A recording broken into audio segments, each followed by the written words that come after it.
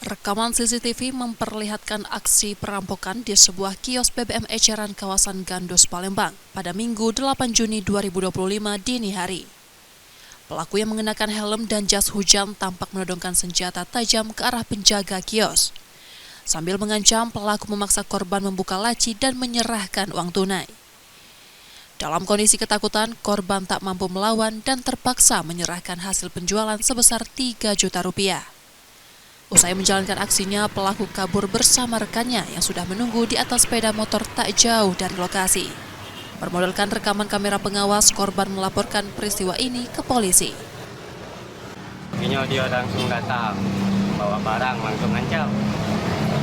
Bawa barang ada berapa orang nggak? Yang masuk cuman Siko, Nah yang Sikonya nunggu di motor.